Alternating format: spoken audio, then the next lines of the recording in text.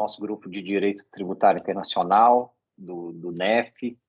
Hoje a gente tem o prazer de receber a Vanessa Arruda, do IBFD. Ela vai falar sobre thrift dodging, o uso impróprio dos acordos pelos estados. Vanessa, o palco é seu, por favor, fique à vontade. E ao final a gente tem o nosso bate-papo. Ok. Obrigada, Paulo. Bom dia novamente a todos, né? Também queria aproveitar esse momento também para agradecer o convite, né, do Núcleo de Estudos Fiscais, da FGV. É um prazer estar aqui com vocês, né, falando desse tópico, que não é um tópico que tenha sido objeto de discussão, né? São poucas discussões sobre isso, pelo menos da forma como eu abordei na minha tese. E como o Paulo falou, né, esse tópico foi o tema de pesquisa da minha tese de doutorado na Universidade de Amsterdã. Né, eu desenvolvi a tese sob orientação do professor Stefan Weigel, talvez vocês conheçam, e também com a co-orientação do professor André Nollkemper, que é de Direito Internacional Público, na verdade. Ele foi sugerido pelo professor Stefan Weigel, porque a minha tese, ela pede muito de Direito Internacional Público, porque a gente focaliza nas relações entre os Estados, né, na dinâmica entre os Estados, então a gente precisava muito de Direito Internacional Público. E foi uma ótima ideia dele, bom, é um tema que é pouco estudado, da forma como eu apresento, por isso eu pensei em fazer essa apresentação, porque eu sei que a gente tem um encontro aqui mais informal, de discussão, mas como eu fiquei sem saber se vocês conheciam o tema, né, eu achei que seria interessante fazer uma introdução, e quis também trazer alguns casos, né, como o Paulo falou, não é só o Brasil, né, que faz isso, então eu trouxe como exemplo alguns casos também, porque eu acho que vai ilustrar bem o tema, né, vai fazer com que vocês entendam melhor. E eu queria, na verdade, compartilhar então os slides, eu já posso fazer isso, né? Deixa eu... Deveria, senão eu dou a permissão aqui. Vamos ver. É só me avisar se vocês estão... Tá ok?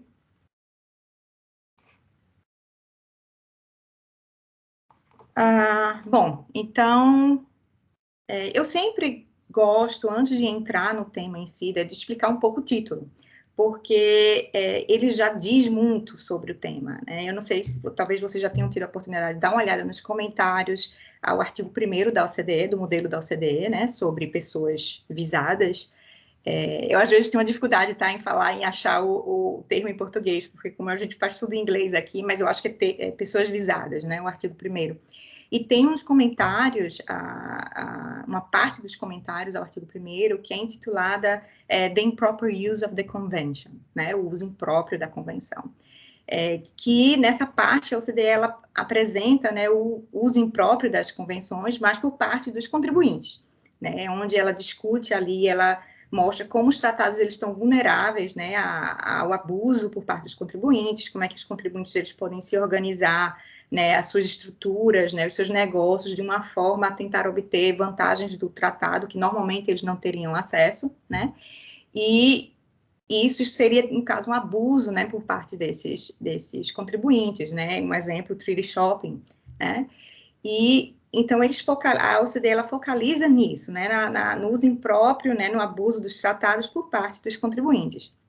Então eu quis usar o mesmo título, né, dessa parte dos comentários, mas no caso uso impróprio pelos estados contratantes, já para trazer, né, essa comparação, né, entre as duas práticas, porque eu acho que, na verdade, da mesma forma que o contribuinte ele pode fazer esse uso impróprio dos acordos, né, ele pode abusar dos acordos, os estados também podem, né, obviamente com objetivos diferentes, mas usando métodos que sejam similares, né, ou equivalentes, mas da mesma forma, indo em encontro, né, sendo contra o objeto e propósito dos tratados.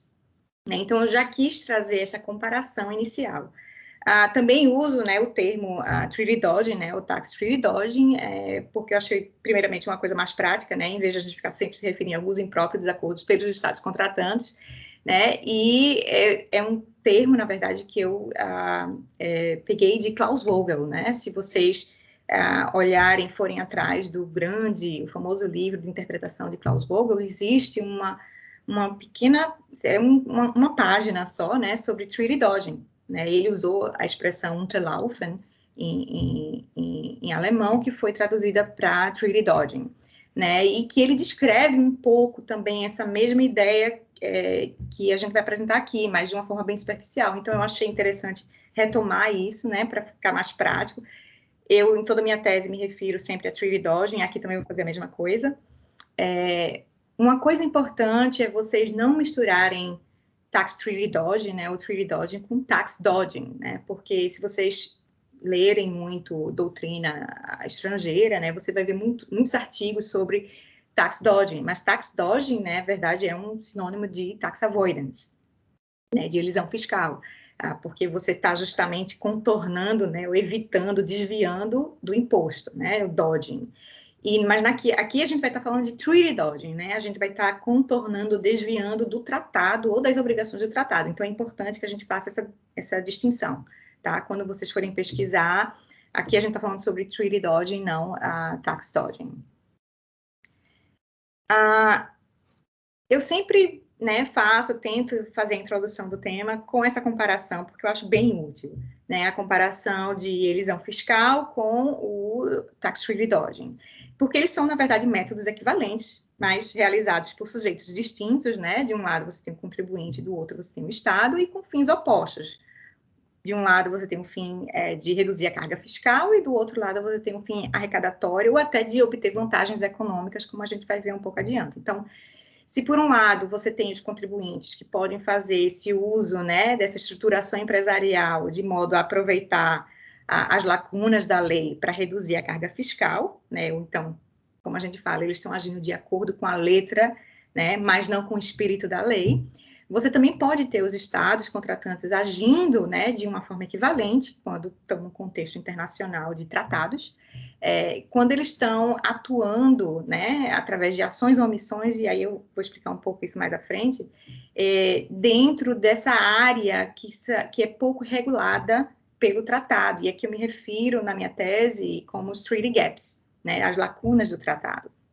E ele pode fazer isso de forma a impactar o resultado, a aplicação do tratado, para ampliar os benefícios fiscais, né, aumentar a arrecadação, ou obter vantagens econômicas para o país, sem tampouco entrar em conflito direto com o tratado, né? Então, a gente tem treaty dodging como um método equivalente à elisão fiscal praticada pelos estados com um fim, né, de arrecadatório ou um fim de vantagem econômica, e evitando, né, sem entrar em conflito direto ou violando a letra, né, o texto do tratado, assim como também na elisão fiscal também não há esse conflito direto com a letra da lei.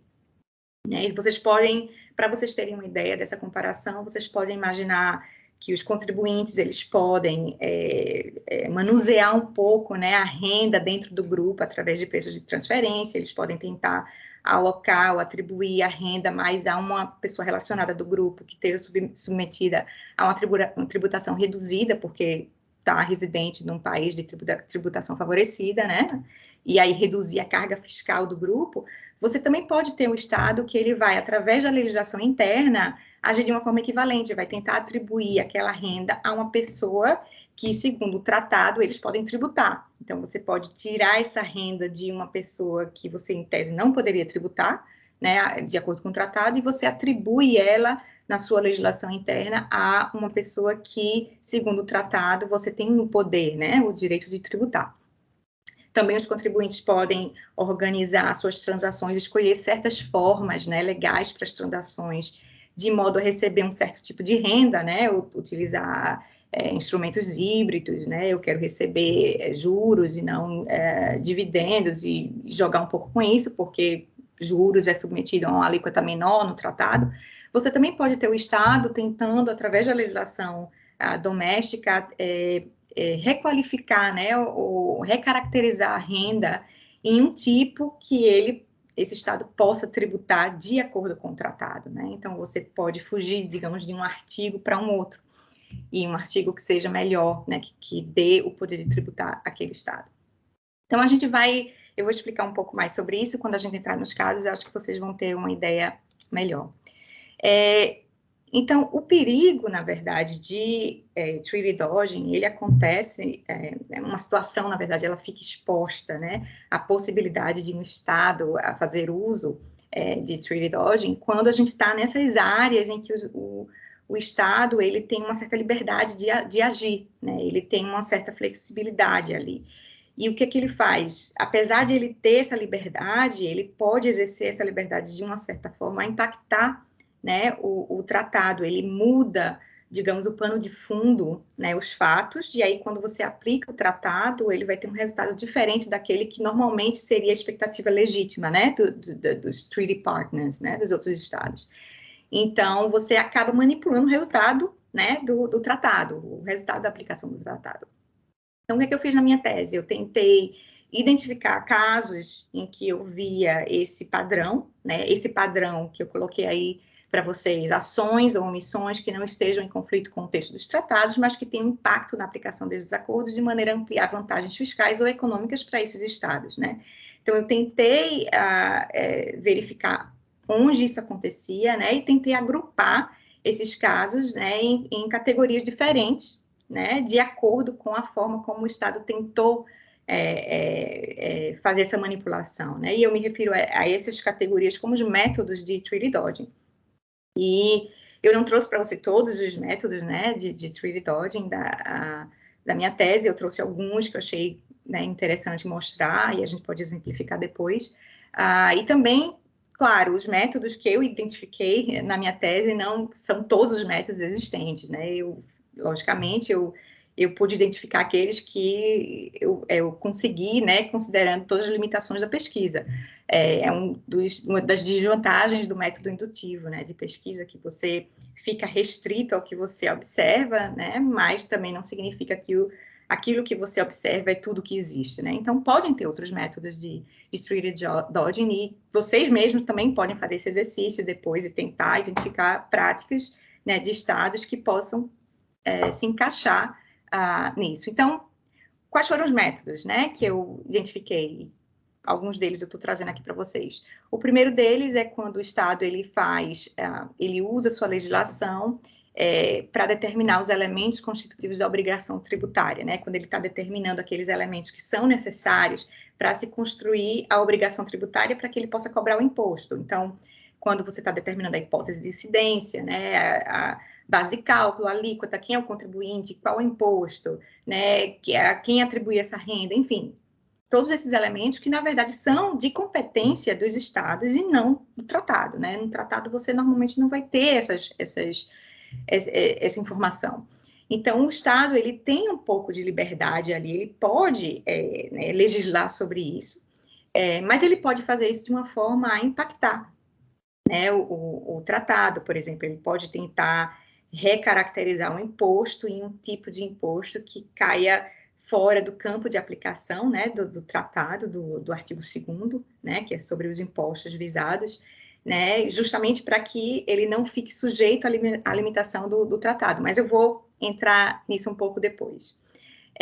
Um outro método é o método da utilização também da legislação interna para dar significado aos termos não definidos pelo tratado, né? Então, vocês sabem que o artigo 3º, parágrafo 2º do modelo da OCDE determina que, caso um termo não seja definido no tratado ou não tenha definição dada, né, pelos estados, esse significado desse termo pode ter o mesmo significado da legislação doméstica do Estado que está aplicando o tratado, né, a não ser que o contexto exija uma interpretação diferente.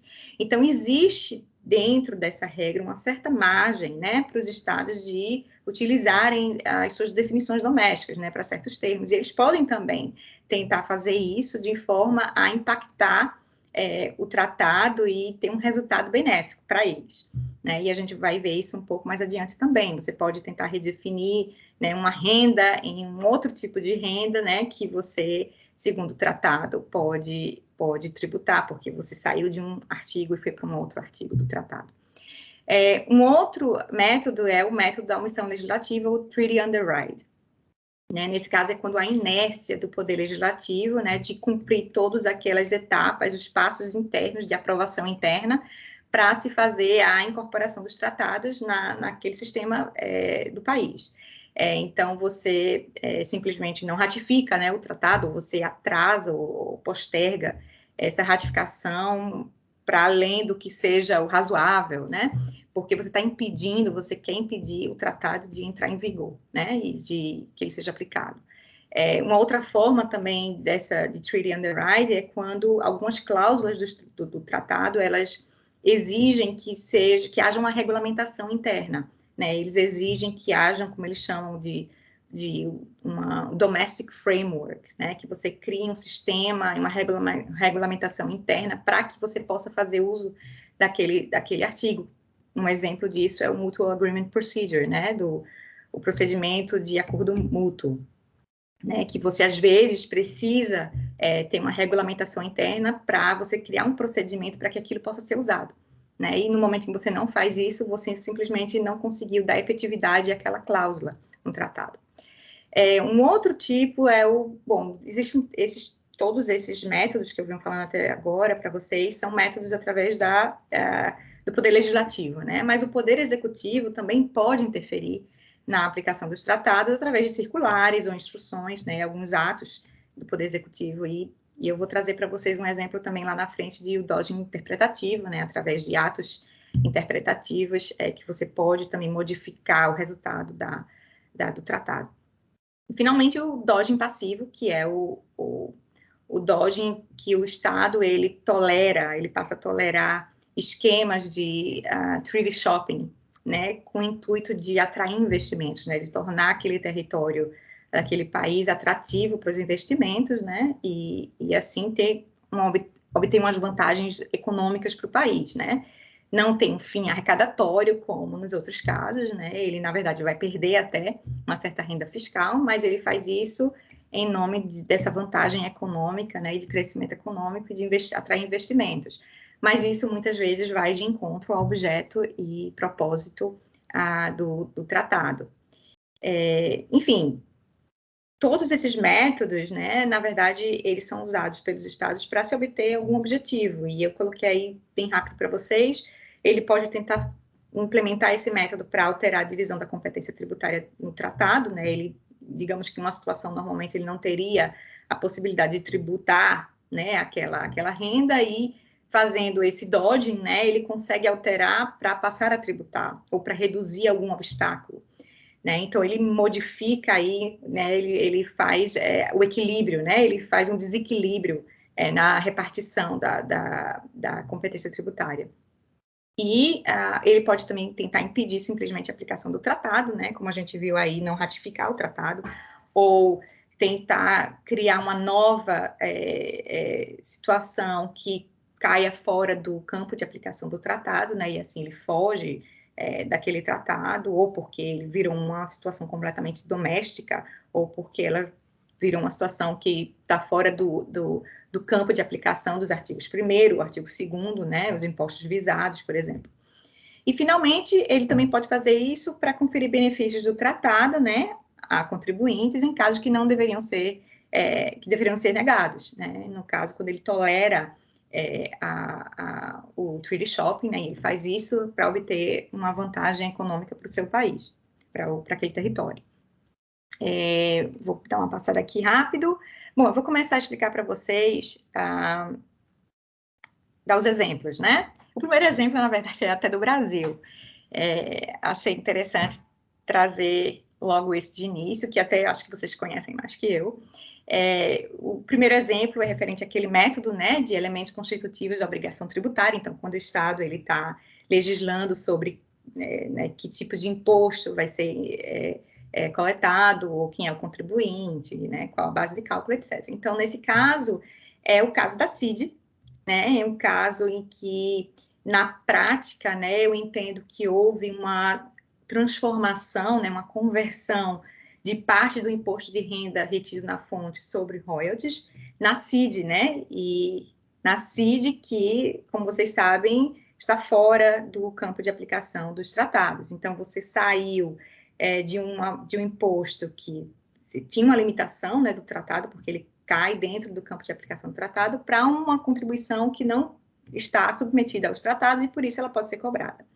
Né, eu acho que vocês lembram que no ano de 2000, o Brasil aumentou a alíquota de imposto de retenção na fonte para 25%, né, sobre esses royalties, né, remessa de royalties, mas na mesma legislação determinou que haveria uma redução de 25% para 15%, caso fosse criada a CID, né? E, de fato, naquele mesmo ano, acho que no mesmo ano, no ano seguinte, foi criada a CID, né? Que também cobria essas remessas de royalty.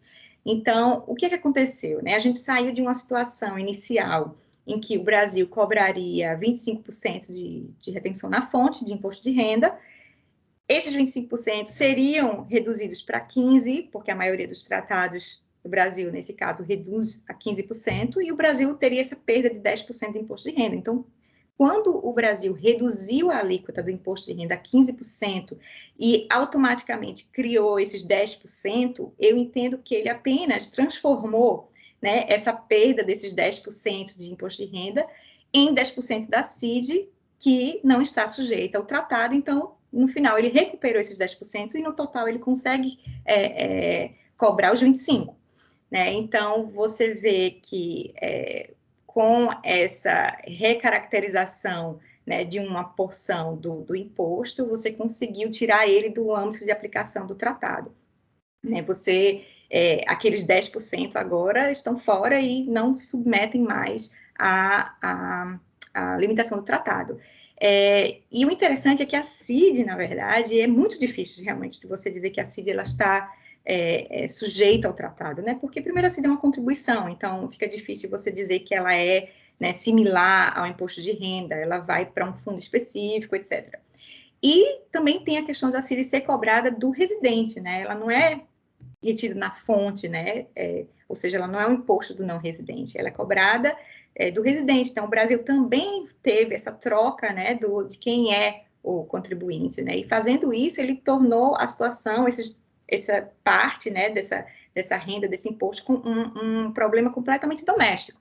Né? E aí você não tem como dizer que se aplica, né, o tratado a esses 10%. Então, eu lembro até que na época, muito tempo atrás, havia muita discussão, muita gente querendo colocar a CID como, né, que ele caberia, né, no caso, ficaria dentro do âmbito dos tratados, mas eu acho bem difícil você argumentar isso. O que aconteceu foi que o Brasil foi realmente muito inteligente aí, e conseguiu, inclusive, esse caso da CID foi o caso que me fez chegar a esse tema, né? Quando eu vi que o Brasil fez isso, eu fiquei tentando entender o que era, e eu disse, meu Deus, ele foi muito esperto, ele conseguiu se desviar, né? E aí eu comecei a pesquisar outros casos e tentar, e aí foi quando eu achei Klaus Vogel, né? Falando de Treaty Dodging, mas também pesquisei mais, não achei muito sobre isso, quase nada, na verdade.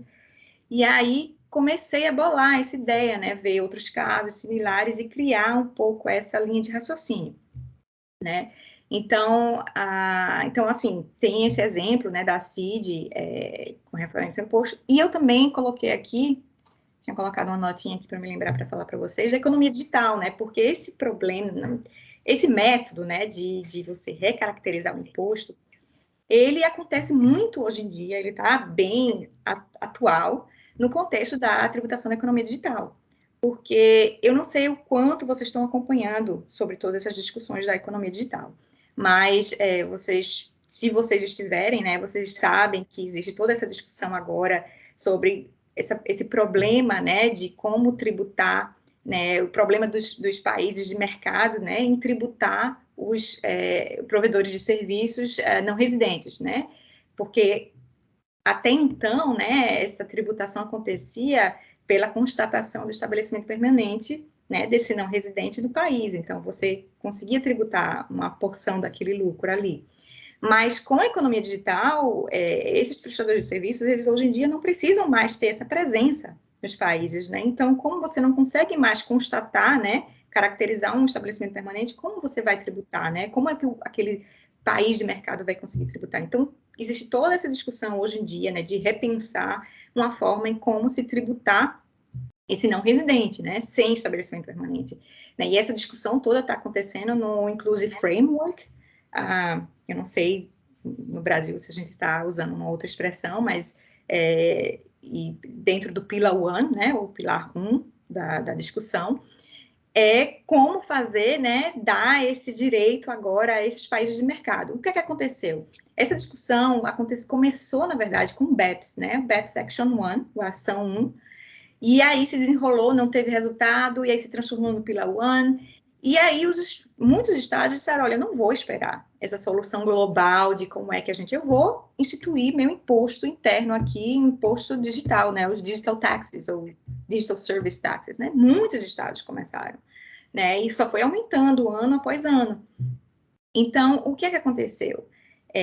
Esses estados, eles encontraram um problema que, tudo bem, eles criaram um novo imposto, né? Só que no momento que eles vão cobrar, eles não conseguem cobrar, porque o tratado diz que aquele lucro só cabe ao país de residência do não residente. Então, como não tem estabelecimento permanente, como você vai aplicar esse imposto? Então, muitos estados começaram a apresentar esses impostos como impostos não imposto de renda, né? Porque aí eles argumentam que, como não é um imposto de renda, ele cai fora do campo de aplicação do tratado. E eles argumentam que não é um imposto de renda porque eles aplicam, né, a alíquota sobre o valor bruto, né, daquela remessa. Mas isso por si só, né, eu entendo que isso por si só não faz daquele imposto um imposto não renda, né, porque a gente tem um exemplo de imposto de retiro na fonte, né, como royalties, dividendos, enfim, que também são sobre o valor cheio, né, o valor bruto, e nem por isso eles são não imposto de renda e caem fora do campo de aplicação do tratado, né. O que acontece é que isso é apenas um método de cobrança, né, de coletar. Você, ao invés de fazer todo, como estabelecimento permanente, né, você teria que fazer todo o assessment, né, daquele lucro, você ali pega o valor cheio e coloca uma alíquota menor para justamente refletir essa impossibilidade de fazer as deduções. Né? Então, mas aí, e nesses casos, né, a gente já fez muita pesquisa sobre todos os impostos digitais, né, de vários países, e a grande maioria, realmente cai na alíquota de 3% a 8%. Então, são alíquotas reduzidas justamente porque são, né, é como se fosse imposto de renda, né, e eles estão substituindo o imposto de renda que eles não estão conseguindo cobrar. Eles apenas dão um outro nome, né, Digital Service Tax. Enfim, então, quando eles argumentam que não é, né, o imposto de renda, eles estão tentando fazer um dodging do trigger, estão tentando sair da aplicação do tratado para poder coletar esse imposto, né? Até entendo as razões, mas o correto seria eles modificarem os tratados, né, para autorizar essa retenção na fonte, como a ONU fez com o modelo da ONU. Que agora tem o artigo 12b, né, que autoriza os estados de fonte a aplicarem esse tipo de imposto. A própria OCDE também sabe disso, que ela está dentro do Pilar 1, já falou que estão trabalhando num novo MLI, né, o Multilateral Convention, a Convenção Multilateral, para modificar todos os tratados, para autorizar esses países de mercado a aplicarem um imposto. Né, mas eles não quiseram esperar e eles tentaram, né, burlar os tratados e justificar, né, que esses impostos não caem dentro do campo, né, de aplicação dos tratados. Né? E isso, no meu caso, eu entendi que eram formas, né, de treaty dodging. Aqui eu trouxe um outro caso para vocês, também de elementos constitutivos de obrigação tributária, né? Eu vou falar mais rápido desse. E nesse caso é quando os estados eles jogam um pouco com o fato gerador, né? Com o momento, na verdade, do fato gerador, o timing do fato gerador. E um exemplo que acontece muito aqui na Europa, né? Os países europeus são as exit taxes. Né, eu não sei no Brasil, porque no Brasil, não sei nem se a gente tem um nome para exit taxes no Brasil, porque eu realmente não sei. Mas acho que não, né, Paulo?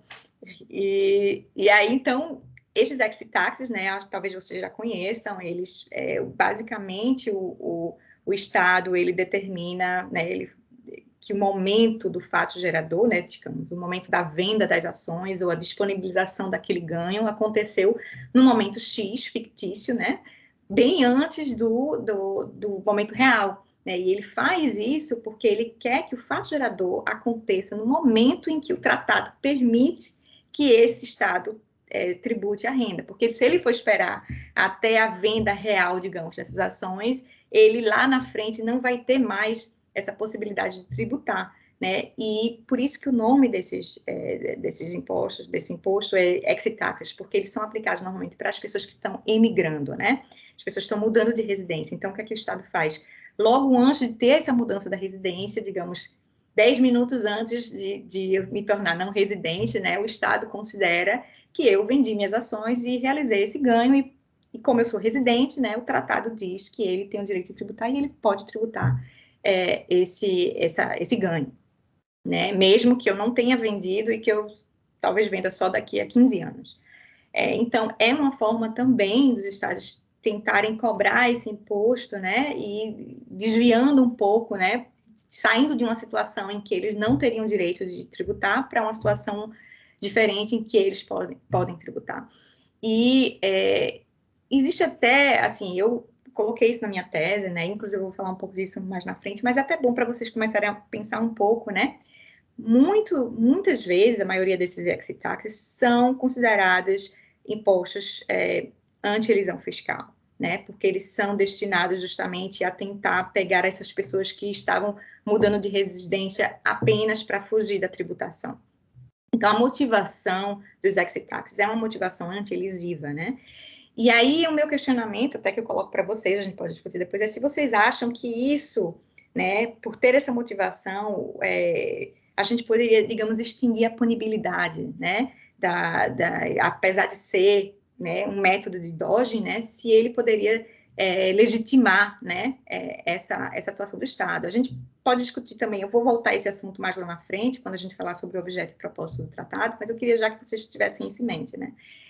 E essa questão do exit taxes, na verdade, foi muito discutida aqui na Europa, né, e foi para muitos tribunais, né, e há conflito ou não há com o tratado. O que aconteceu é que, hoje em dia, muitos estados que têm exit taxes, eles tentam colocar no tratado, né, que eles autorizam esses exit taxes justamente para fugir dessa discussão. Vou até olhar o horário aqui, né. Ok.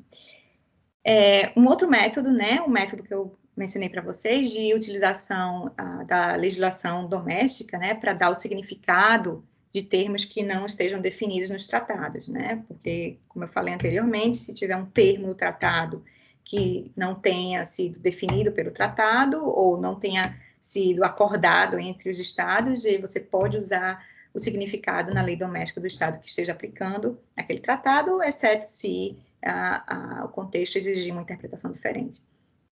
Então, o que é que acontece? Eu trouxe para vocês um exemplo na verdade, da Áustria, e é um tratado Áustria-Bielorrússia, né, e que envolve a definição de bens imobiliários, né, immovable property.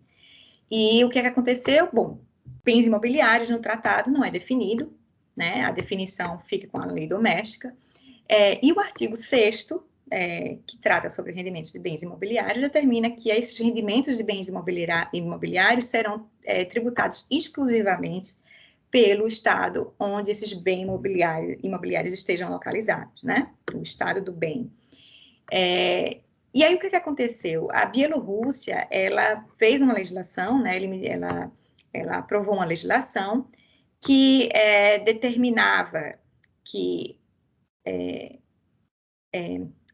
eu estou pensando na palavra em português, mas que gambling machines, né, as máquinas de jogos, a definição cairia dentro da definição de bens imobiliários. Ela estendeu a definição de bens imobiliários para incluir máquinas de jogos, né? No momento em que existia uma grande empresa da Áustria, que detinha várias máquinas de jogos na Bielorrússia, e esses rendimentos, né, dessas máquinas estavam sendo tributadas como lucro de empresas pelo artigo 7º, ou seja, tributadas na residência da empresa, na Áustria, porque não tinha um estabelecimento permanente na Bielorrússia. Né? Então, o que a Bielorrússia fez? Ela, ao qualificar, né, na sua legislação interna, da definição de bens imobiliários para incluir essas máquinas, né, ela acabou puxando a renda da aplicação do artigo 7º e foi para o artigo 6º para justamente ela ter o direito exclusivo de tributar esses rendimentos. Esse método de Dodge, né, usando a redefinição de termos, ele também foi muito usado aqui na Holanda, né? Inclusive tem uma série de casos que foram parar nos tribunais holandeses sobre a requalificação, né, de diversos tipos de renda. Acho que tinha pensão, tinha ganho de capital, a redefinição que a Holanda fez dessas rendas em rendas de trabalho dependente, né, de employment income, porque justamente eles queriam, a Holanda queria sair de vários artigos em que ela não tinha o direito de tributar para cair no artigo 15 de employment income, que ela teria o poder, né, de tributar. E aí, em alguns casos, a Holanda perdeu, em outros ela ganhou, enfim. Mas houve muito essa discussão aqui, inclusive os tribunais levantaram muito a questão da boa-fé, né, o princípio da boa-fé, né, porque eles entenderam que a Holanda, na verdade, estava fazendo isso de má fé, ela tentou usar a lei doméstica, né, para tentar reajustar e conseguir tributar de acordo com o tratado, de um treaty dodging, né. Então, a gente tem vários exemplos aqui na Holanda. Também a gente tem exemplos de CFC, né, a tributação de coligadas e controladas, dependendo do tipo da CFC, né? Alguns CFC são chamados de CFC Deemed Dividend, né? São CFC que requalificam aquele lucro da subsidiária como dividendo distribuído para a controladora. Então, você puxa aquela renda do artigo 7º, né, em que você não teria o poder de tributar, para o artigo 10, que autoriza, né, o Estado do acionista tributar. Né? Existem outras formas também de CFC que também podem ser qualificadas, né, como Dodging, a reatribuição da renda, né? Você reatribui a renda do não residente para o seu residente. Você diz, agora eu estou tributando meu residente, né? Porque na minha lei, a minha lei diz que essa renda aqui me pertence ao residente, não posso tributar, né? Foi até o caso um grande caso francês, Schneider Electric, foi sobre isso, né? Mas, bom, vamos passar aqui. Sim, um caso, a omissão legislativa, né, como eu falei para vocês, treaty underwrite, quando o Estado, ele tenta, né, não cumprir todas as etapas, né, para internalizar, né, incorporar o tratado, e assim ele impede, né, o tratado de entrar em vigor. E eu trouxe aqui um caso para vocês entre Portugal e Finlândia, né, o que aconteceu foi que, basicamente, existia um tratado entre Portugal e Finlândia, um tratado antigo, dos anos 70, né? E esse tratado, ele acabava permitindo Portugal a atrair vários pensionistas finlandeses. Por quê? Porque o artigo no tratado, né, o pension income, das pensões, eu não sei se a gente coloca também pensões em português, mas ele atribuía o direito de tributar exclusivamente ao país de residência. Então, o que os pensionistas finlandeses fizeram? Eles saíram, né, e começaram a morar em Portugal para receber a pensão lá, e aí ser tributado apenas por Portugal. Mas Portugal emitiu uma legislação isentando todas essas pensões. Pensões vindas do estrangeiro aqui não serão tributadas. Então, houve uma enxurrada de finlandeses se mudando para Portugal, né? Inclusive saiu em jornais lá, né, a fuga dos pensionistas finlandeses, né, causou um tumulto lá, muita crítica, né, dos finlandeses que ficaram lá, né, que esses pensionistas ricos agora não estão mais pagando impostos, porque Portugal isentou tudo e ele, como era exclusivo para Portugal tributar, a Finlândia não podia fazer muita coisa, né? Mas o que ela fez? Ela tentou renegociar. Ela foi atrás de Portugal, depois de longas renegociações, conseguiu um novo tratado em que isso não era mais permitido, porque a Finlândia passou a ter o poder também de tributar.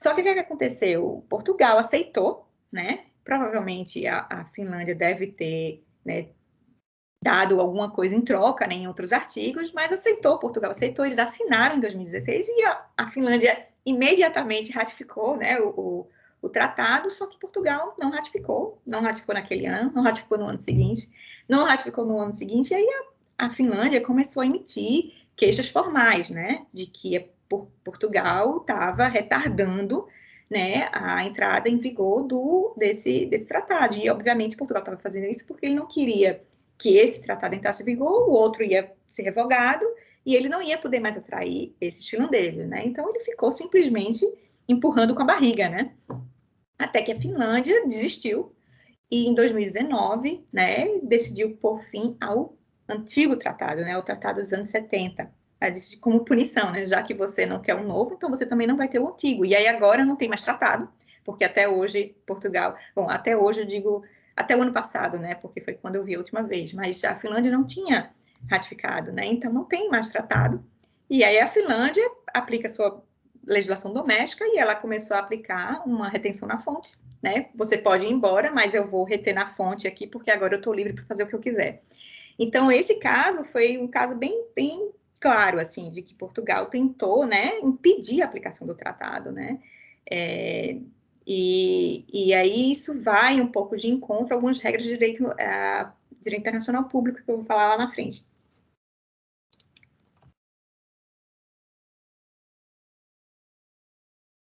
Agora, o Dodge interpretativo, né, é um caso no Brasil também, assim, vou falar até bem rápido, porque eu acho que vocês devem conhecer, né, o Dodge interpretativo através de atos interpretativos, né, e nesse caso aqui, o caso do Brasil, aquele ato da COSIT, né, o ato declaratório interpretativo COSIT de 2000, né, o número 1 de 2000, que trouxe aquela interpretação, né, da tributação, das remessas para pagamentos de serviço técnico e assistência técnica, né? O Brasil tentou puxar, né, essa renda do artigo 7º para o artigo 21, porque ele começou a argumentar que aquele pagamento, né, dessas remessas, elas não eram lucro de empresas, porque eram remessas do bruto, né, era bruta, não era remessa de lucro, né? O lucro de empresas não é definido pelos tratados, então o Brasil disse: a minha legislação interna qualifica esse lucro como um lucro, digamos, líquido, né? Depois de todas as compensações, adições e deduções. E o que está acontecendo aqui é que são remessas que não são lucro, né? O lucro vai acontecer no momento posterior, quando chegar lá Então, usando essa forma de argumentação, o Brasil conseguiu dizer, olha, não é lucro, como não é lucro, não cabe em nenhum outro artigo e vai cair no artigo 21 de outros rendimentos que eu detenho o poder de tributar. Então, eu posso aplicar o meu imposto de renda retido na fonte. Né? E o Brasil passou a adotar isso durante anos, né? Foram 14 anos, né? Em que o Brasil... E foram muitas discussões, muitos casos, né? Inclusive, no final, a Copesul, que vocês devem conhecer, né? Foi um dos casos até que começou, digamos, a mostrar que essa tese da Receita, né, não estava mais tendo suporte, né? Houve, inclusive, eu não sei se é o caso, mas teve o tratado com a Alemanha, né? E algumas pessoas dizem que ele foi terminado. Um dos motivos foi por causa da interpretação que o Brasil estava dando em relação a isso. Né? A Finlândia emitiu um protesto oficial, né? Ele questionou o Brasil também. Se é isso mesmo que você entende, se for isso, eu vou terminar o meu tratado. Então, tudo isso levou o Brasil um pouco a repensar, né? E em 2014, vocês devem saber, houve uma nova interpretação dada, o Brasil abandonou essa interpretação e foi para uma outra interpretação, né? Que na verdade, eu estou de acordo, né? Uma interpretação que é lucro de empresas, mas nos tratados em que esse tipo de renda é qualificado como royalties, que na maioria dos casos do Brasil então vai ser royalties, né? Quando você olha a definição de royalties no tratado, vai ter que se estende também ao pagamento, né, por serviços técnicos e assistência técnica. Então, e o artigo de royalties autoriza a retenção na fonte, então o Brasil consegue, na maior parte dos casos, reter. Mas aí tudo bem, né?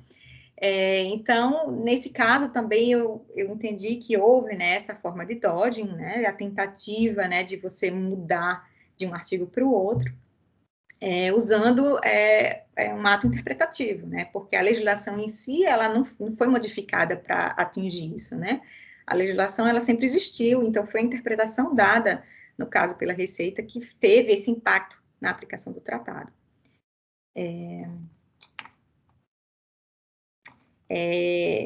Acho que esse é o último caso que eu tenho para vocês.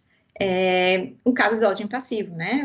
O caso em que o Estado ele pode tolerar, né? Ele começa a tolerar os esquemas de treaty shopping. E aí eu trouxe para vocês um exemplo da Índia. Né? O que é que aconteceu? Vários investidores, né, de vários países diferentes, queriam investir na Índia, né? Mas decidiram não fazer isso diretamente, porque, digamos, não havia um tratado, né, entre o país de residência e a Índia, ou o tratado não era muito favorável. Então, eles decidiram incorporar, né, vários investidores, eles incorporaram empresas na Maurícia para fazer esse investimento através dessas empresas, né, que a gente chama de conduit company, né, e investir na Índia para fazer uso desse tratado entre Índia e Maurícia, que era um tratado muito benéfico. E aí, o que acontecia? Eles incorporavam essas empresas, mas, na verdade, essas empresas eram, né, gerenciadas efetivamente, né, controladas por os investidores nos outros países. E o que aconteceu?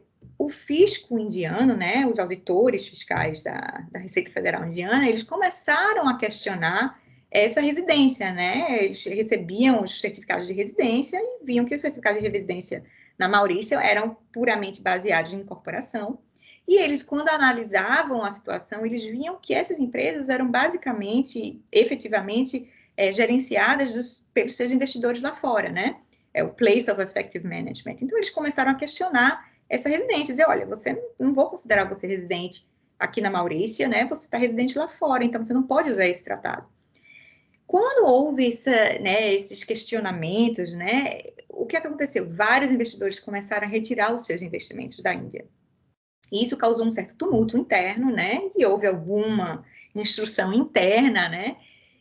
Que resultou na emissão de uma circular, né? Da Receita Federal Indiana para os seus auditores, dizendo simplesmente para eles passarem a aceitar todos os certificados de residência baseado em incorporação emitidos pela Maurícia, né? E que eles não fossem adiante para questionar isso, né? E, claramente, foi para justamente fechar os olhos para esse tipo de treaty shopping, né? Isso aí é um básico treaty shopping. E, inclusive, essa discussão chegou até em um caso judicial na Índia, e a própria corte indiana disse, olha, a Índia vai fazer isso, ela quer fazer, né? E, enfim, países em desenvolvimento podem ter esse interesse de atrair investimentos, e a Índia quis simplesmente renunciar a essa receita e pode sim tolerar treaty shopping. Logicamente, a gente pode achar, né, você pode porque quem está perdendo é você, mas existe talvez um conflito aí com o objeto e propósito do tratado, dependendo de como ele seja elucidado aí no preâmbulo, né, a gente pode discutir isso aí daqui a pouco. Bom, então, eu trouxe para vocês, então, esses casos, né, alguns exemplos de vários métodos diferentes, e aí, na minha tese, o que é que eu fiz? Eu tentei ver, já que não houve uma quebra direta desses tratados, né, do texto dos tratados, existe outras regras, né, e princípios dentro do direito internacional que podem ter sido considerados quebrados, né, regras que determinam o bom uso, né, a boa aplicação dos tratados. Então, o que eu fiz? Eu comecei a investigar, né? Eu não trouxe tudo aqui para vocês, novamente, eu trouxe alguns pontos interessantes que eu achei que valeria a pena. No caso, o princípio da boa-fé, e é a fundo, né? Ele é essencial nisso, né? O princípio da boa-fé é um princípio de direito internacional público, né? Também está na Convenção de Viena. E ele foi, inclusive, usado em alguns casos na Holanda, né? Eles levantavam essa questão da boa-fé, né? Que, apesar de que estava tudo certo, né? A Holanda estava fazendo tudo dentro do seu direito, né? Aqueles espaços de liberdade, mas o resultado, né? Era contra o espírito, né? Do tratado e do que era o objetivo do tratado. Então, ele considerou que era a quebra do princípio também da boa-fé, né? Em relação ao seu treaty partner, né? Você puxou o tapete, né? Você mudou as regras do jogo depois. Então, esse princípio é essencial, né? Outras regras também essenciais, que também estão na Convenção de Viena, são as regras de interpretação, né? em que eu não vou discorrer aqui, mas eu puxei uma específica porque eu achei interessante a gente falar sobre isso, que é a interpretação à luz do objeto e propósito. Na verdade, eu coloquei objeto e propósito, eu nem sei se a gente traduz assim, mas o object and purpose, né? Então, eu acho interessante a gente falar um pouco sobre isso, porque o objeto e propósito, eu acho que ele tem um efeito de duas moedas, né? Dois lados da moeda, né? Ele pode, ao mesmo tempo, condenar o treaty dodging, né? Como no caso, por exemplo, que a gente viu agora da Índia, né? Porque o objeto e propósito dos tratados, ele está normalmente elucidado num preâmbulo, e em muitos casos, nesse preâmbulo, existe a determinação de que a intenção dos dois estados ali é assinar aquele tratado para evitar dupla tributação, etc., etc., mas não criar, né, oportunidades para dupla não tributação, redução de imposto através de elisão fiscal, inclusive treaty shopping. Mas a Índia ali, ela criou uma situação, ela criou oportunidade, ela deixou, né, rolar o treaty shopping. Então, aí você pode tentar condenar e dizer, olha, ainda você está indo contra o objeto e propósito do tratado. Então, você pode tentar condenar, né, essa atuação. Ao mesmo tempo, ela pode ter um efeito de legitimizar, né, essa atuação. Por quê? Quando você imagina que algumas regras de dodging, né, elas foram implementadas com o intuito de impedir, né, uma elisão fiscal, você pode talvez tentar imaginar que elas estejam em linha, né, com o objeto e propósito desses tratados, e por causa disso, talvez você consiga legitimizar, né, ou excluir a punibilidade, digamos assim, desses estados. É um pouco parecido, eu faço um paralelo, na verdade, com o PPT, né, o Principal Purpose Test, que eu não sei como é em português que a gente fala, o teste do propósito principal, não sei. Mas esse PPT, né, que vocês devem conhecer, ele tem essa exceção. Ele diz que se for, né, concluído que aqueles arrangements, né, que aquela estruturação, um dos principais propósitos daquela estruturação foi obter aquele benefício do tratado, aquele benefício não vai ser dado, exceto se dar aquele benefício esteja em linha com o objeto e propósito.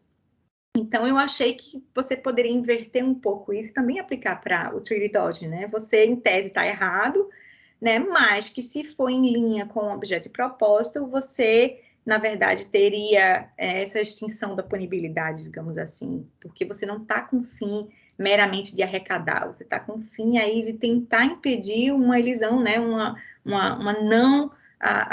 não recolhimento de imposto que deveria acontecer. Né? Então, eu fiquei um pouco nessa questão. Eu tomei a posição na minha tese de que eu achava que deveria ter essa exceção, né?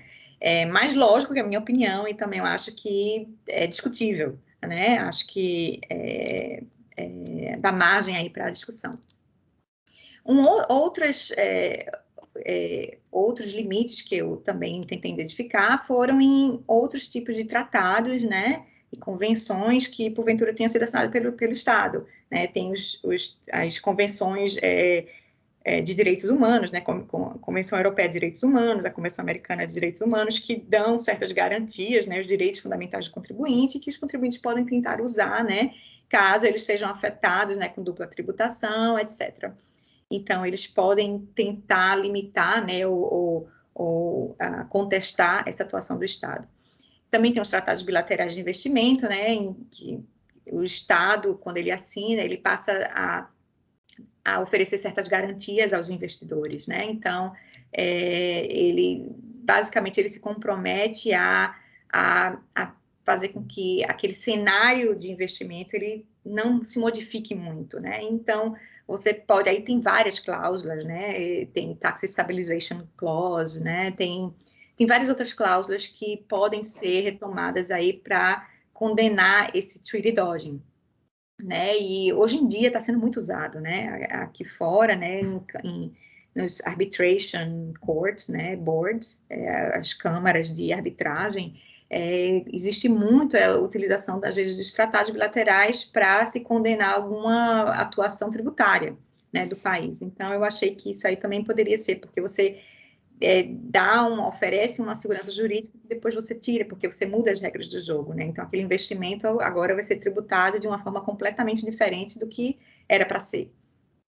O princípio da reciprocidade, né, também ele age um pouco aí também como objeto de propósito, porque o que é que ele faz, né, esse princípio, normalmente, de uma forma geral, no direito internacional público, ele passa a legitimizar, né, uma atitude, uma atuação de um Estado, se o outro Estado, né, atua da mesma forma. Então, imagine que se você tem um tratado e você começa a dizer que, feito o Brasil fez, artigo 21, aqui que se aplica, se o outro Estado também faz a mesma coisa, né, então os dois passam né, quando você tem a inversão, né, daquele flow of income, vai acontecer a mesma coisa, então fica elas por elas, digamos assim. Então, você se reestabiliza o equilíbrio, né, do tratado. Então, existe essa questão também de você se analisar a reciprocidade para ver se você também consegue autorizar, né, essa atuação do Estado.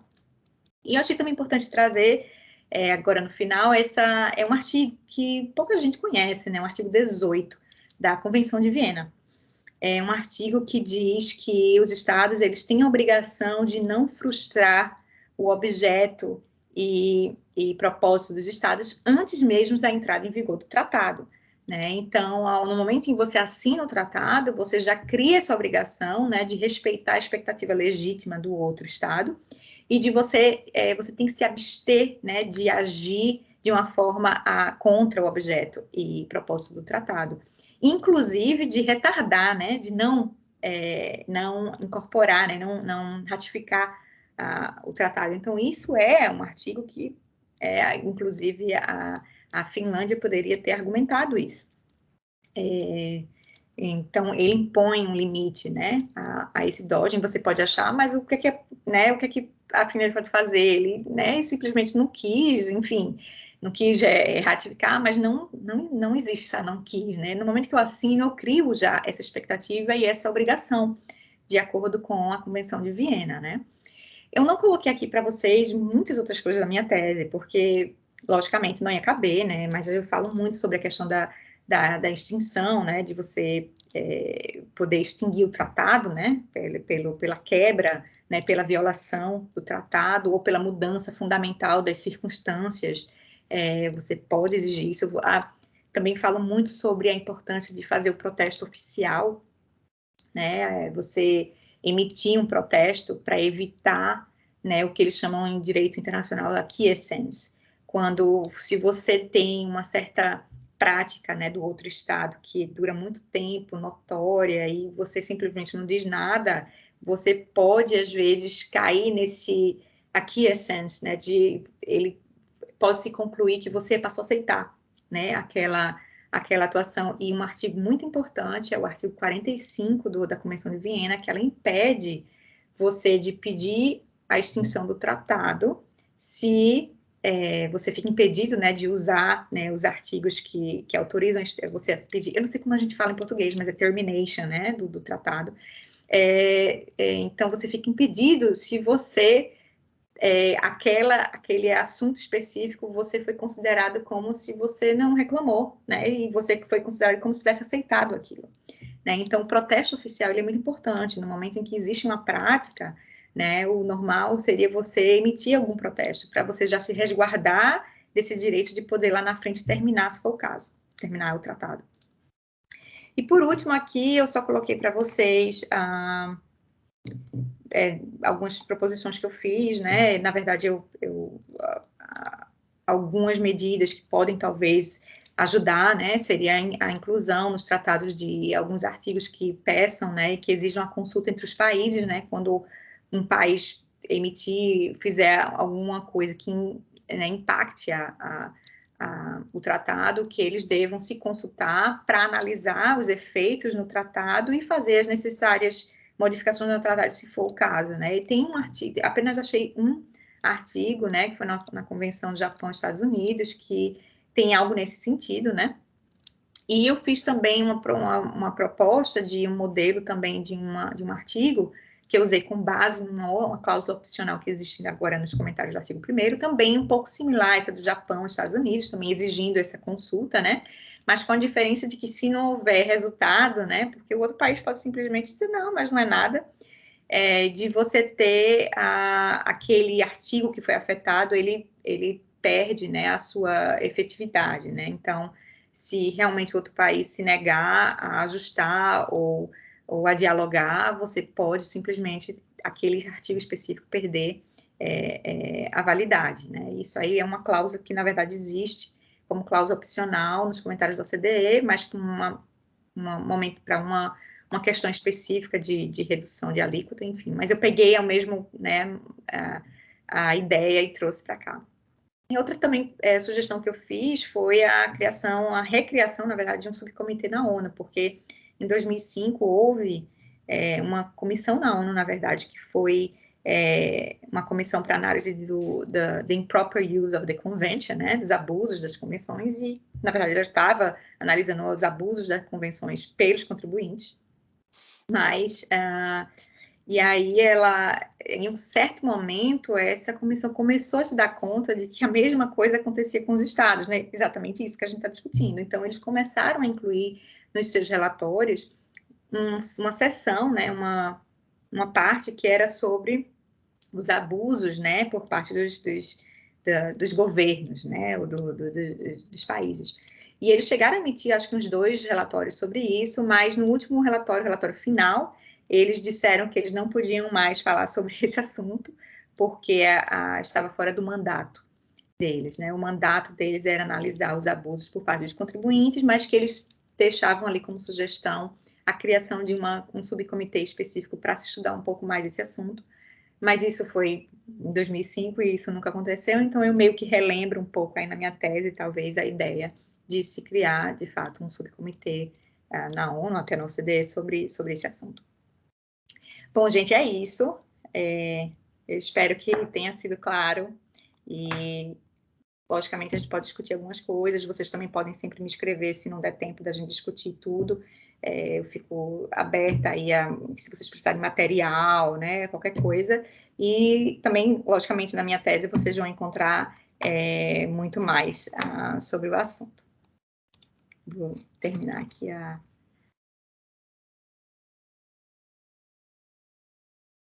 Obrigado, Vanessa, fantástico, você foi bem compreensiva, até eu anotei vários pontos aqui interessantes, até para o meu entendimento. Eu vou abrir aqui para perguntas, tem um monte de mãozinha levantada, então eu vou pela ordem alfabética. Alexandre, por favor. Pô, essa questão da ordem alfabética me privilegia desde a época de colégio primário, viu? Ou não, né, Alexandre? Ou não. Mas também você não podia chegar atrasado na escola, né? Então. Verdade. Bom, na verdade é uma pergunta, uma provocação também. Vanessa, parabéns, obrigado por dividir conosco, ainda que tenha sido uma apresentação mais condensada, eu acho que serviu bem como uma isca para o seu livro, que eu agora fiquei super curioso para ler com mais atenção o seu livro. Então, parabéns. Vanessa, acho que me chamou a atenção a questão do treaty dodging interpretativo, que você traz o exemplo do 7 e do 21, né? No caso do Brasil. A minha pergunta, assim, sempre nos outros exemplos que você trouxe, o treaty dodging ele envolvia a administração tributária. Né? Então, assim, quando fala do Estado, tal, a gente estava mais associado à administração tributária. No caso do 7 e do 21, vamos dizer assim, a interpretação polêmica ou controversa da administração tributária no país, ela acabou ecoando no judiciário também. Então, a gente teve aí episódios de uma interpretação, não quero dizer equivocada, eu quero dizer uma interpretação controversa por parte do judiciário, que não pode ser consertada com um ato interpretativo como ocorreu. Né? Então, até porque para aquele contribuinte talvez tenha até operado a coisa julgada. Então, assim, o treaty dodging, ele ele abarca também o conceito de outros órgãos do Estado poderem intencionalmente ou não trazer um efeito de treaty dodging? É uma ótima pergunta. Eu vou te dizer o que eu fiz, né, o posicionamento que eu tomei da minha tese, que não significa que é a resposta correta, né, porque treaty dodging é um assunto que, né, não tem resposta porque não é muito estudado e eu coloquei. Eu ia inicialmente abordar também, porque eu fiz a separação, na minha tese eu não falei isso aí, mas eu fiz a separação sobre o dodging legislativo, né, o dodging executivo, né, pelo poder executivo, né, e aí eu ia entrar no dodging judiciário, né, do poder judiciário. E aí eu fiquei, né, pensando, eu fiquei discutindo isso muito com o professor Stefan Weigel, porque no final das contas, o judiciário, ele vai, no final das contas, concordar, né, ou discordar com algum ponto que tenha sido levantado. Normalmente é essa situação. Então, o que eu fiquei achando? Que, por exemplo, nesse caso do artigo 7º e do 21, o que o judiciário, normalmente, se ele aceita, né, se ele concorda com o ato cosite, né, a interpretação dada, ele apenas está concordando com, né, o dodge inicial que foi estabelecido pelo ato interpretativo. Então, o que eu calculei na minha tese? Eu coloquei, olha, existe, lógico que o judiciário ele pode, né, continuar, né, com dodging, digamos assim, mas normalmente ele é provocado, né, ele não vai lá e dizer assim para qualquer, né, qualquer situação. Então ele não inicia um dodging em si, mas ele concorda ou não e ele pode deixar o dodging rolar, né, ele pode simplesmente, né, porque ele foi uma decisão errada ou porque não se entendia, enfim. Então, o que eu fiz na minha tese? Eu coloquei esse tópico, né? Eu coloquei o dodging legislativo, o dodging executivo e eu coloquei o dodging judiciário com interrogação.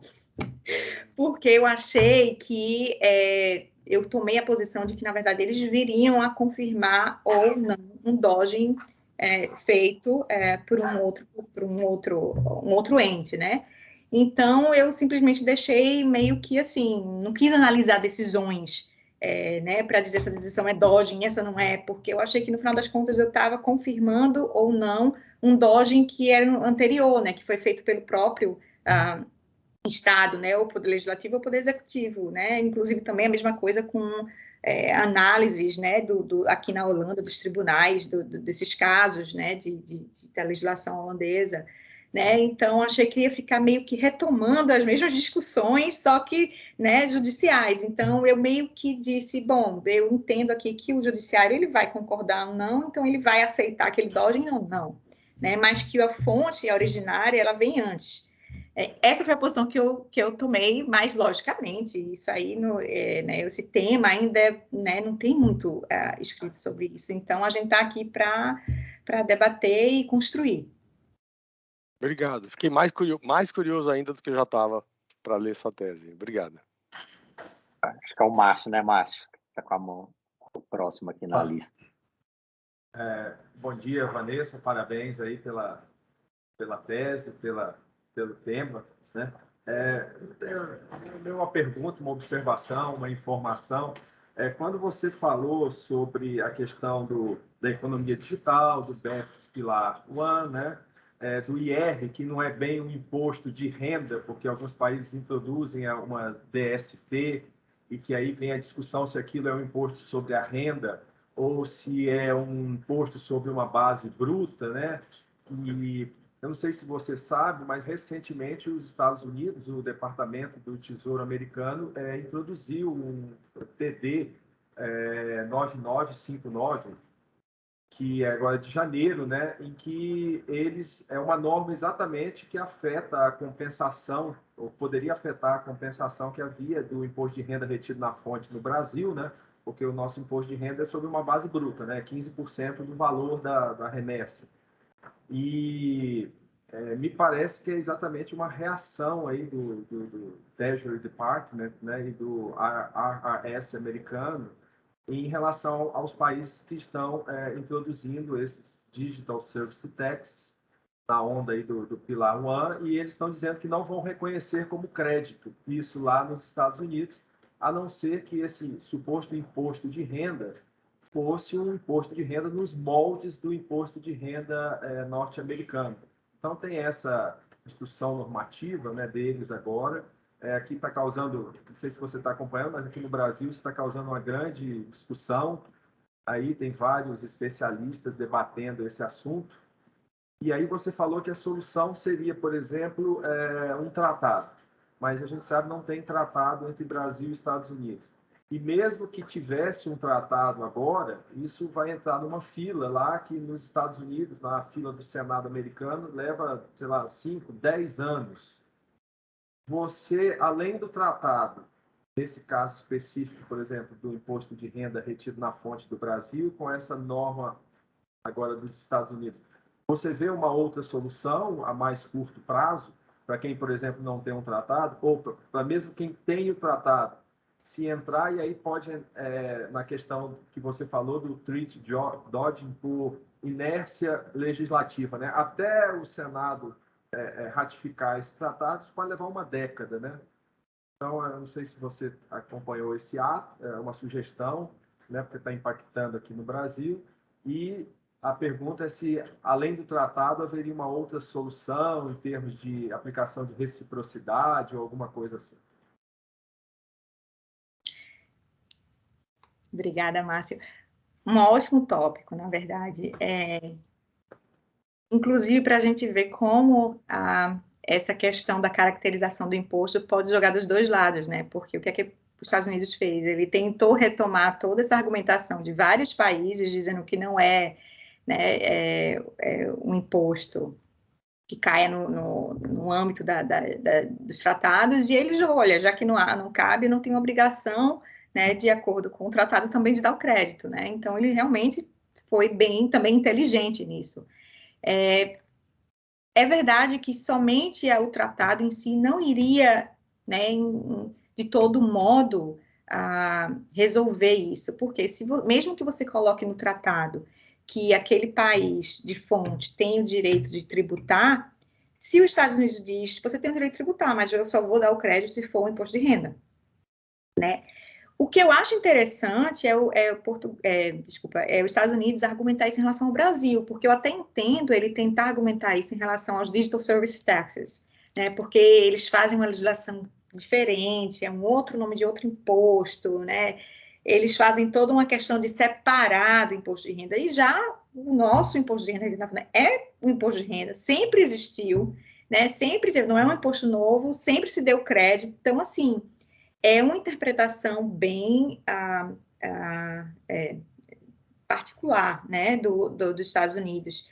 Eu acho que uma solução é uma coisa que, eu não sei como é que é até a prática do Brasil nisso, mas existem os Mutual Agreement Procedures, né, dos dois estados podem, né, tentar resolver essa questão sem passar por toda essa burocracia de tratados, enfim, e sentar e entrar, né, e tentar entrar um acordo com relação à interpretação desse tipo de imposto. Eu acho que o Brasil tem uma ótima argumentação, porque é um imposto de renda, né, que está dentro, né, do nosso sistema de imposto de renda. O imposto de renda é retido na fonte, né, apenas, ou seja, é retido na fonte e a retenção é apenas um método, né, de coleta. Pode argumentar que as deduções, na verdade, são refletidas numa alíquota menor, enfim, que é um imposto sobre a renda, né? Mas isso é uma discussão muito teórica.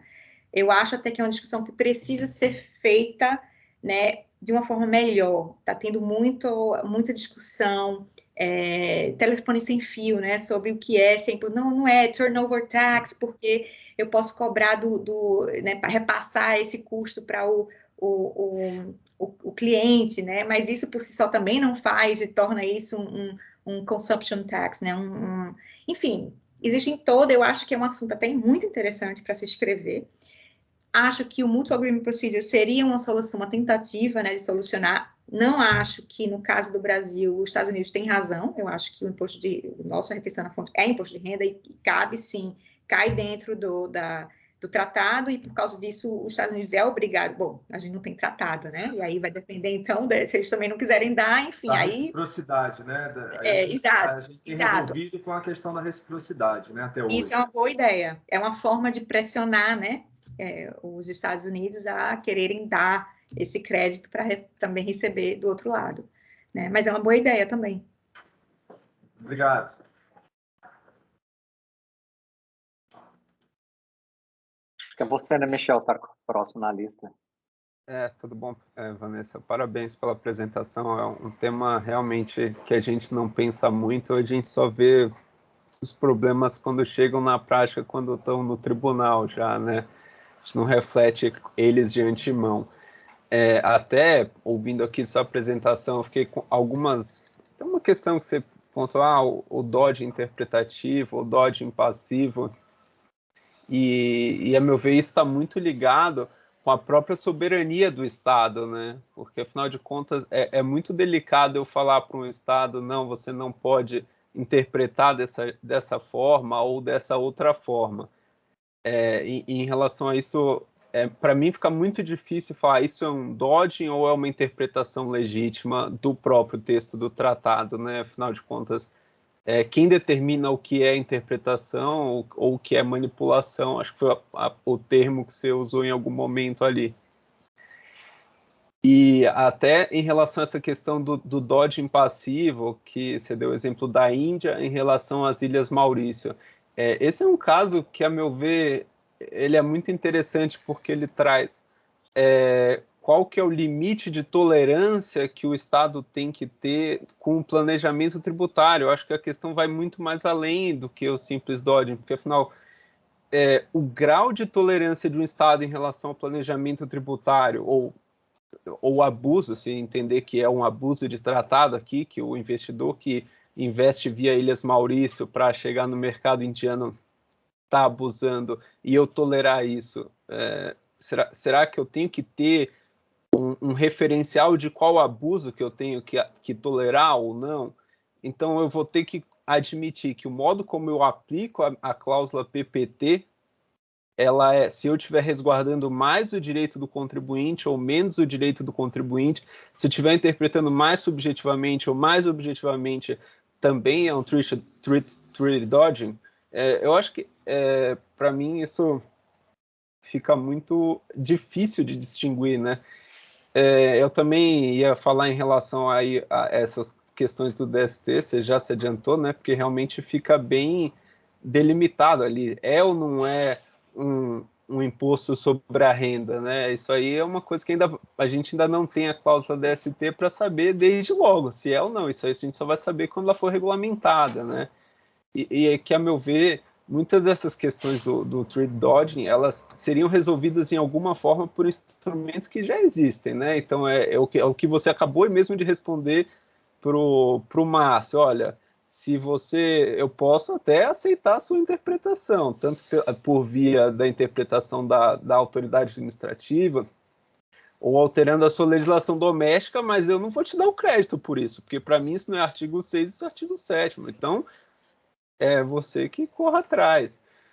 E por fim, né, a última, acho que talvez eu estou fazendo comentários aleatórios, não estou te dando uma pergunta objetiva, desculpa, mas esse é o grau de interesse que a sua palestra me trouxe, foi refletir sobre o tema de uma forma bem genérica, assim, como estou no grupo do Alexandre aí, de realmente ler a sua tese, porque é realmente muito interessante. E aí, talvez, por fim, a provocação que eu queira fazer mesmo, e não sei se chegou a dar uma resposta a isso, o que o contribuinte pode fazer? Porque se for assim, eu vou pedir um MAP, ou não. E se o MAP for uma das cláusulas que está sendo evitada, que não foi regulamentada, o que eu faço, né? Talvez eu acho que seja só provocação pelo adiantado da hora, para também não tomar muito tempo. Tá. Bom, como a gente está já também perto, mas eu vou só comentar rapidamente.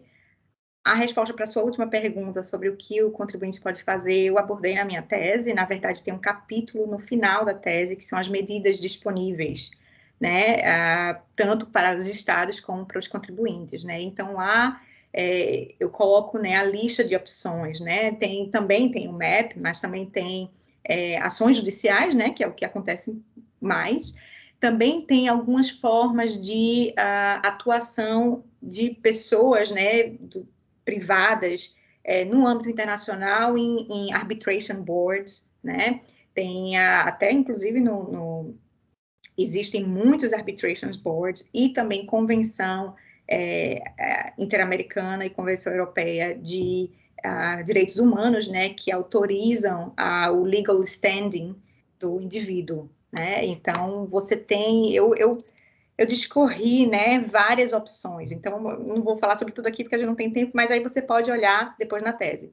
Sua outra questão, na verdade, são ótimos pontos, eu concordo com você, não é fácil você dizer se é um dodging, porque muitas vezes é uma interpretação que é uma interpretação difícil, é um assunto difícil, né? Os dois lados têm pontos interessantes, então você acabou indo para um, e por que eu vou dizer que é um dodging porque não foi para o outro, né? Então, é um exercício difícil, por isso que também na minha tese eu coloco, um exercício que o juiz, né, digamos assim, o intérprete, ele vai ter que analisar caso a caso. Vai ter caso em que ele não vai conseguir identificar se foi um dodge ou não, porque, né, foi uma opinião e faz sentido. Outros casos, você vê que existe, né, uma forçada de barra, digamos assim, do Estado em seguir para uma interpretação que não faz o menor sentido, não é aceita de jeito nenhum, e foi como foi no caso do Brasil em relação ao artigo 21, né? Então, tem casos em que você pode dizer que houve essa forçada de barra, mas realmente você tem razão, é muito difícil. Em vários outros, você não vai poder dizer que foi um dodging. Eu não conseguiria classificar, né? Foi apenas uma opinião, tem um sentido, né? Aí nessa interpretação, eu posso não concordar, mas faz algum sentido, tem alguma lógica, né? Então, não é fácil e nem sempre a gente vai conseguir qualificar isso como dodging. Você falou também sobre as DSTs. Em relação às DSTs, eu vou te dizer que a gente fez uma análise de vários tributos que foram implementados nos últimos anos, provavelmente nos últimos 5 anos, por vários estados, e que são impostos digitais, né? E a gente fez uma análise e a maioria deles, você pode colocar o label, né? Você pode dizer que chamar ele de outras formas, a maioria, eles tinham características de imposto de renda, porque primeiro, eles vinham como substituição de um imposto de renda que eles não estavam conseguindo coletar sobre o estabelecimento permanente, porque não existia estabelecimento permanente. Então, pelo fato de ele estar replacing, né? Ele está substituindo, né? Fazendo as vezes do imposto de renda, já mostra que ele provavelmente seria um imposto de renda. A maioria dos DSTs, né? Eles eram alíquotas de 3%, 4%, 5% sobre o gross. Então, eles tinham todas as características igual ao imposto de renda retido na fonte, né? E a grande questão, é uma questão eu posso até te passar depois um artigo sobre isso de um indiano, sobre o equalization levy, que existe na Índia, né? Que houve essa discussão se é ou se não é imposto de renda, e um grande argumento que eles usaram para dizer que era, porque ele, na verdade, estava ali para resolver a questão do imposto de renda, né? A gente não está conseguindo coletar imposto de renda porque essa pessoa não está aqui, a nossa legislação não deixa, a gente vai colocar a legislação dessa forma para tributar. Então, você quer tributar a renda daquele outro país, não é uma tributação sobre consumo, né? Como muita gente está tentando forçar, é um imposto sobre consumo, turnover tax, né? Então, existe essa argumentação também. Então, a maioria dos impostos digitais que eu vi, eles conseguem. Outros não. Tem uns que realmente você consegue dizer, realmente eles fizeram uma coisa completamente diferente aqui. Outros, eles nem quiseram esconder, disseram, isso é imposto de renda, está dentro da legislação de imposto de renda, é imposto de renda retido na fonte, né? Então, como é no Brasil, no caso. Então, aí tem essa discussão, mas é um assunto que eu acho que ainda precisa ser estudado, porque a gente precisa entender melhor essa qualificação, que é uma questão muito teórica, né, de o que é imposto, como é que se define que o imposto é isso ou aquilo, né, que agora está sendo relevante. Muito bom, Vanessa. Eu acho que tem a última pergunta do Luiz, até para a gente acabar, que está passando um pouquinho da hora. Vamos lá, Luiz. Vou ser bem rápido. Debutando, né, Luiz? Luiz é novo aqui no grupo. Vanessa, parabéns, em primeiro lugar, assim, muito interessante sua tese, realmente aí despertou realmente o interesse, a curiosidade aqui de todo mundo. O meu comentário aqui, até assim, complementando lá o tema que o Alexandre tocou, que foi do Dodge interpretativo, né? A gente, aqui, aí pegando um pouco a experiência brasileira, né?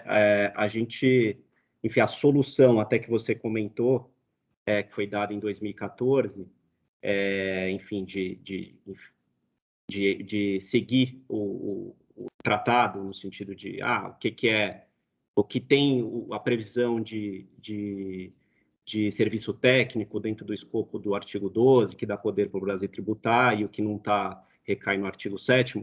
Aí a gente vê na experiência brasileira, e aí revela um pouco aqui da vulnerabilidade, tanto do contribuinte como até do outro Estado, né? E os meios de atacar isso, é que possivelmente a gente entrou num outro tipo de dodging, e aí eu não sei se seria o interpretativo, eu queria ouvir tua opinião, que é, enfim, entrar no que é o serviço técnico, né? Assim, a gente sabe que a intenção do tratado é pegar o serviço técnico em que haja transferência de tecnologia, mas o Brasil tem abusado um pouco disso e aumentado o escopo do que é o serviço técnico. Não, isso aí é verdade, eu até pensei nisso, porque eu acho que alguma vez eu estava lendo sobre esse assunto e eu vi que realmente a gente cai no tipo de dodging que é o legislativo, né, em relação às definições, né, porque o que acontece? O termo de serviço técnico, né, e assistência técnica não é definido no tratado, então cabe ao Estado definir o que é serviço técnico. Então, se o Estado emite uma legislação dizendo que tudo isso é serviço técnico, né? Um serviço de cabeleireiro vai ser um serviço técnico. Então, você pode questionar, né, até que ponto ele está indo além do que seria razoável interpretar, ou seria prática, digamos assim, nos outros países, inclusive, né, de uma forma comparativa. Então, nesse caso, eu não sei como é que está no Brasil agora, mas se for, digamos, se houver uma legislação, foi emitida uma legislação tentando expandir, né, muito além do que seria o razoável, aí você estaria num dodging legislativo, né, de definições, né, esse segundo método de definição de termos não definidos pelo tratado, né. Agora, lógico, se você fizer isso por outras formas de interpretação, né, a questão interpretativa, aí você pode ir mais para o dodging interpretativo, então, mas é verdade. E aí vem sempre também a questão, né, que a gente discutiu agora, né, onde é que é o limite, como é que a gente vai saber, né, o que é... E isso é difícil, né, é todo um processo de interpretação, a gente acho que deve usar um pouco a razoabilidade e também a comparação, né, a gente pode ver em geral o que se considera, né, o que normalmente entra e não, né, às vezes a OCDE ajuda um pouco em alguns comentários, mas a gente sabe que não é autoritativo, né, mas pode dar uma luz, mas não é fácil, é uma evolução, né, isso aí eu estou de acordo. Mas você pode, na verdade, tentar um dodging através das definições, né, você aumenta a sua definição interna para tentar pegar o máximo de hipóteses ali dentro.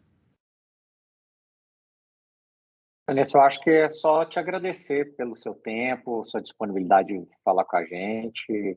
Também agradecer meus colegas aqui que fizeram perguntas fantásticas que você matou no peito e também devolveu com as respostas, mas de qualquer maneira é um assunto não definido, né? Exato. É em construção. E eu acho que isso ainda vai dar muito pano para manga. E a gente já até discutiu aqui no chat, acho que o Alexandre jogou um tema interessante para a gente abordar num próximo evento, vindo também das discussões com você.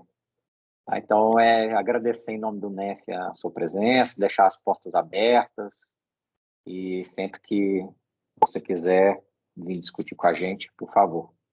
Ok, bom, eu que agradeço o convite, né? Foi um prazer estar com vocês e também adorei a troca, ótimas discussões e, enfim, espero que vocês até retomem, né, esses assuntos aí, escrevam artigos e, enfim, para discutir o tema, né? Eu vou estar interessada em ler, com certeza. Obrigada. Ok, pessoal. Obrigado. Bom dia para todo mundo, boa semana. Boa semana, tchau, tchau. Até a próxima, tchau, um abraço. Tchauzinho. Tchau, Paulo.